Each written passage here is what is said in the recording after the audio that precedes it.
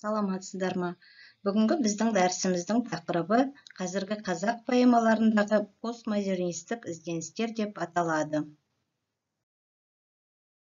Біздер дәріс сағатында постмодернизм философиясы, әдебиеттегі постмодернистік құбылыстар, қазақтың көрнекті ақындары Тыныштықбек Әбдікәкімов, Серік Ақсұңқарұлы, Есенғали Раушан және тағы да басқа ақындар қалыптастырған постмодернистік стиль туралы және постмодернист Маралтай Райымбекұлының жаңашылдығы мәселелері туралы сөз қозғамақпыз. Ең алдыменен постмодернизм философиясы ұғымына тоқталатын болсақ, бұл терминнің өзі 1970-80 жылдары батыс елдерінің мәдени-рухани өміріне қатысты айтылады. Постмодернизмнің кеңестік елдер әдебиетіне байланысты сөз бола бастауы 1990 жылдардың еншісіне тиеді. Бірақ постмодернизмнің тұжырымдамасы толық аяқталып, анықтамасы біткен деуге негіздер әлі де жоқ. Бұл ұғымға ой жүгіртпес бұрын, алдыменен постмодерн ұғымына тоқталып өту керек.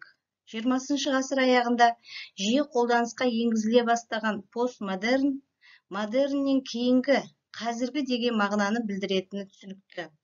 Ендеше жаңадан, яғни модерннен кейінгі жаңаны қалай түсіну керек, қалай ажырату керек деген сауалдар туындайды. Постмодернизм бүгінгі әдебиетшілердің назарына көптен ілігіп жүрген әдеби құбылыс. Ол қазіргі әдебиеттің басты ағымы. Ең алдымен постмодернизмді ағым ретінде, не болмаса 20 ғасырдың құбылысы ретінде тану үшін постмодернизмнің негізгі қасиеттері мен ерекшеліктерін анықтап алуымыз керек. Постмодернизм 20 ғасырдың екінші жартысында модернизмнен кейін өнер, сәулет, кескін, әдебиетте, жалпы көркем мәдениет тенденциялары негізінде пайда болған ағым. Модернизм өз кезеңін аяқтаған кезде 20 ғасырдың екінші жартысында оған қарсы бағытта постмодернизм дәуірі тарих сахнасына шығады. Қарапайым сөзбен айтатын болсақ, постмодернизм әдебиетті модернизм әдебиетінің дәстүрлі әдебиетпен отаспайтын тәсілдеріне мұрагерлік ете отырып, оны ең жоғары өреге көтеріп қана қоймай, ары қарай дамыған түрде модернизм әдебиетінің түрліші тәсілінен де өзгеше, өзіне ғана тән бейнелеу әдістерін қалыптастыру негізінде туған. Зерттеуші Ханс Бертенс атап көрсеткендей, постмодернизм Америкада әлеуметтік қозғалыс ретінде 20 ғасырдың 60 жылдарының басында антимодернизм формасында көрініс берді. Және әдебиет пен әдеби сында бұл үдерістің көптеген атаулары болды. Постмодерннің қалыптасуын түсіну үшін антимодернизмді түсіну өте маңызды. Өйткені мұның әлеуметтік саяси және мәдени эстетикалық салдарын ол кезде ешкім елестете алмайтын. Яғни, жалпыға белгілі ақиқат постмодернизм жоғары модернизмге қарсы қозғалыс ретінде пайда болды. Ол өзінің әлеуметтік тұрғыда қалыптасуына дейін модернизм орындаған функцияны жүзеге асырды. Олардың жақындығы мен алшақтығын айырудың күрделілігі де осында жатыр. Сондықтан 60 жылдардағы постмодернизм бүкіл қарама-қайшылықтардың түрлерін асыра көтермелеген модернизмнің жаңа да батыл толқыны ретінде қабылданды, әрі бағаланды. Ал модернистік сыншылар биік модернизм өзінің дағдарысынан шықты деп зерделеді. Постмодернистік құбылыстар ретінде қандай мәселелерді айта аламыз? Постмодернизм деген не дейтін сауалға берілген жауаптар өте көп. Бүгінде бұл термин көпшілікке белгілі, бірақ әлі нақты анықтамасы берілген жоқ. Мұның бірнеше себептері бар. Біріншіден, оған оның қарсыластары былай тұрсын, тіпті көптеген өкілдерінің ұнатпайтынына қарамастан, бұл термин көптен бері үйреншікті ғылыми терминге айналды. Екіншіден, терминнің көп мағыналылығы және салыстырмалы түрде өзге терминдерден күрделілігі. Қазіргі заманғы сөздік қорымыздың көптеген сөздері екі ұшты, бірақ бұл мәселе жас зерттеушілердің қайра зерттеуіне себеп болады. Постмодернизм шарттарының бірі тіл бір ғана мағыналы және қатал емес, көп әуенді, әсіре мағыналы. Бұл оның кемістігі емес, пайдалана білуге тиісті артықшылығы. Үшіншіден, бұл көп мағыналылық зерттеушілер мен сыншыларды оның мағыналарын жан-жақты терең анықтауға итермелейтін терминнің өміршеңдігі. Қазіргі таңда постмодернистік ағым бағытында қалам тербеп жүрген ақындардың қатарында Тыныштықбек Әбдікәкімовті атап өте аламыз. Тыныштықбек Әбдікәкімов туралы филология ғылымдарының докторы профессор Сәмен Құлбарақ былай дейді. Тыныштықбек Әбдікәкімов ой өрісі өте кең, қазақтың тарихын, болмаса қазақтың келешегіне деп үңілген өзінің ой толғамы, жан-жақты парасатты ақын. Оның өлеңдерін кім-кімде болып оқи бастаса, оның жан дүниесінің алдынан үлкен бір жаңалықтар ашылып жатады десе, Нарымбетов былай дейді. Әбдікәкімов өлеңдеріндегі ғажап суреткерлік туралы айтқан кезде, оның табиғат лирикасы жайлы сөз қозғамау мүмкін емес.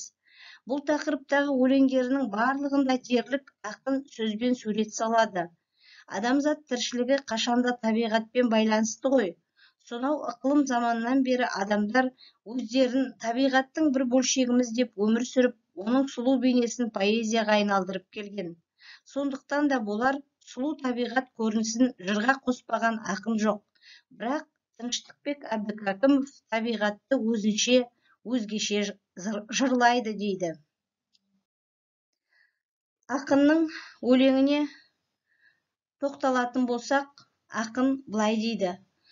Ауылым болушы еді күнде боран, өзгеріп кетті қазір мүлде балаң, қаздардың қаңқылынан қаймақ жалап, түнде сәл ай сәулесін тыңдап алам. Мендегі сөз құлынды көз боталы, бұл дәурен қайталанса жазда тағы, мамырдың майын бұлттар бүркіп өтіп, топырақ жапырағын маздатады, дейді ақын. Байқап отырсақ, ақын көз алдымызда тұрған табиғат құбылыстарының астарын ашып, айнала дүниемен салыстыра отырып, әрі айқын, әрі образды түрде жырлай біледі. Тіршіліктің әр құбылысына ақындық сезіммен қарайды.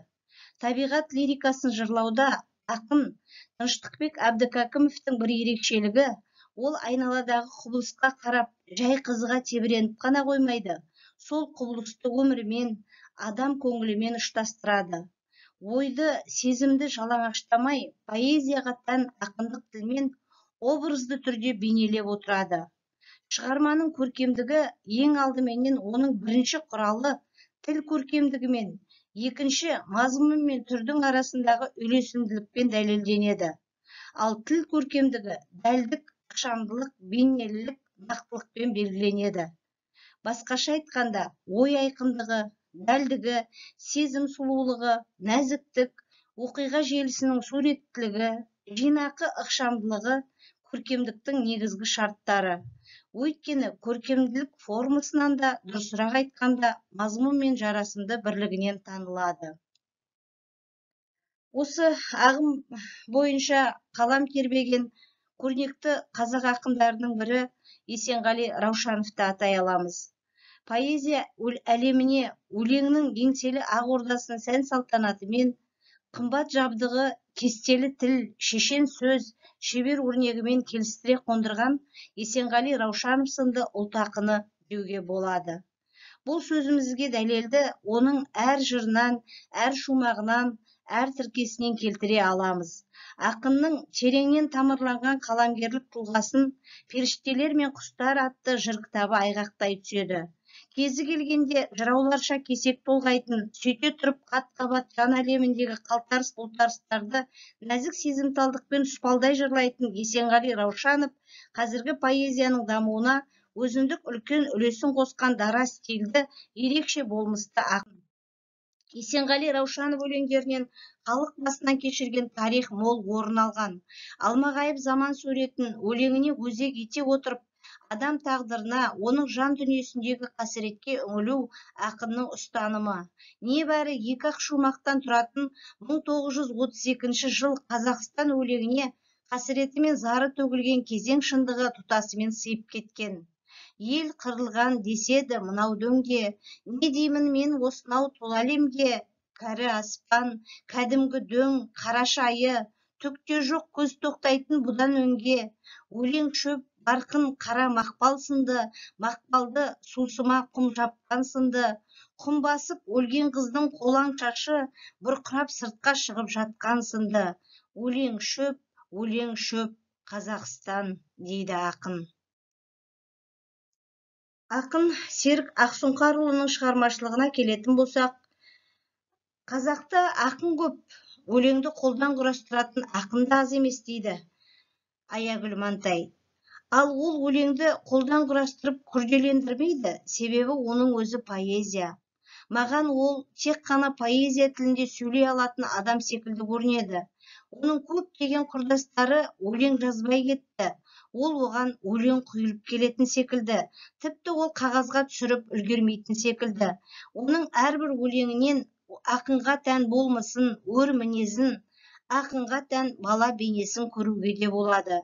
Оның өлеңдеріндегі еркіндік ақын болмысына тән ғана еркіндік емес, түркіге, қазаққа тән еркіндік. Ол түркілік рухты жоқтап жүрген ақын. Алаш ақындары қазақтың азаттығын аңсаса, Ақсұңқарұлы тәуелсіздік алған қазақтың шын еркіндігін іздейді, дейді зерттеуші Аягүл Мантай. Жұмекен Нәжмеденов Серік Ақсұңқарұлының шығармашылығына қатысты былай деп баға берген болатын. Серіктің өлеңдерінде еркін, көтеріңкі үн бар. Ол үн кейде романтикалық сарынға ауысып кетеді. Бірақ ақын романтикасы реалистік деталь образдарымен, бояулармен қанықтырылып отырады екен десе, Серік Қирабаев былай деп баға береді. Алаштың азаттығы, түркі рухының биіктігі Серік ақын арманының өлшемі. Оның өлеңдерінің бәрі осылардың беріктігі үшін күресті бейнелейді, дейді. Серік Ақсұңқарұлының мендігі, дәлірек айтсақ, поэзиядағы мендігі, өзін өзі әспеттеген мендік емес, түркіге тән өр мінез бен асқақ рух. Серік ақынның өлеңі қара өлең мен ақ өлеңнің ортасындағы өлең. Ақынның санасындағы уақыт пен кеңістікте ақ өлең мен қара өлең таласып, ылғи да итжығыс түсіп жататын секілді. Ақын сол санасындағы уақыт пен кеңістікте олардың орнын, шекарасын белгілеп те қойған секілді деп баға берді Аягүл Мантай. Маралтай Райымбекұлының шығармашылығына қатысты оның поэзиясындағы постмодернистік белгілерге тоқталатын болсақ, былай деуге болады. Маралтайдың жырында жаңа дүние сезім бар. Оның дауысы жеке, биік деңгейдегі дауыс, тұтастығынан ажыраған, сондықтан да сонау мықты түп топырақ, төлтума бастауына түбегейлі қайта оралғысы келетін, бірақ мұның енді толық мүмкін еместігін саралайтындықтан қайғыға бататын, өз-өзімен қайшылыққа түсетін, осы бір рухани қақтығыстарда жаңа сезім, дүние сезімге шығатын, яғни жекелікке бет алған қоғам адамының дауысы. Қуанышынан гөрі мұңы басым, кембағалдық сезімнен мүлде ада, бірақ тентек емес, еркін, өте еркін адамның дауысы. Саналы еркіндіктің дауысы. Трагикалық дүние сезіміне қарамастан жарқын дауыс, жарық болмыс. Сондықтан да Маралтай жырлары әлдебір қуанышпен мұң сыйлайды. Кейіпкерінің, демек оқырманының да сана қызметінің әр сәттегі ахуалын анықтайды. Оның әсіресе махаббат жырларының поэтикалық концепцияларында табиғи тазалық, аса бір нәзік талғампаздық жүлгеленіп жататынын сыншы Әлия Бөпежанова атап өтеді. Постмодернистік поэзияға тән транслиризм, психолиризм сияқты тәсілдер Маралтай ақынның өлеңдеріне де жат емес. Мәселен, ақын ымырт өлеңінде былай дейді: түн мекені түнекке, серік таппай бойлаған, біздің ғазиз жүрекке жұлдыз шашып ойнаған десе, психологиялық сарын мен лиризмнің тоғысуына, яғни психолиризмге қарай бет бұрған келесі шумақтағы бейнелеулердің әсерлігін пайымдап көрелік. Құстың тынып шырылы, жаным аңсап егіліп, қайыңдардың бұрымы жүрегіме төгіліп дейді. Міне қарасаңыздар, ешқандай артық сөз жоқ. Құс шырылын аңсаған мазасыз жан, қайыңның бұрымына мекен болған жүрек тосындылығымен, шебер үйлесімділігімен санамызды селт еткізіп, жанымызды бір сазға бөлейді. Тылсым сырлы жалғанның ашылмаған құпиясы көп. Сол құпияны шеше алмастан фәниден бақиға көшетін рух тіршілігі тоқтамақ емес. Міне студенттер, біздер бүгінгі сағатымызда постмодернистік белгісі танылған қазақ ақындарының кейбіреулерінің шығармашылығына ғана бағыт беріп тоқталып өттік. Сіздерге осы тақырып бойынша инсерт картасы бойынша жұмыс істеп, кері байланысқа шығуды тапсырамыз. Дәл сағатымыздың соңында бүгінгі тақырыбымызға қатысты әдебиеттер тізімі мен интернет ресурстар көзі көрсетіліп отыр. Сағатымыз осыменен аяқталды. Сау саламатта болыңыздар.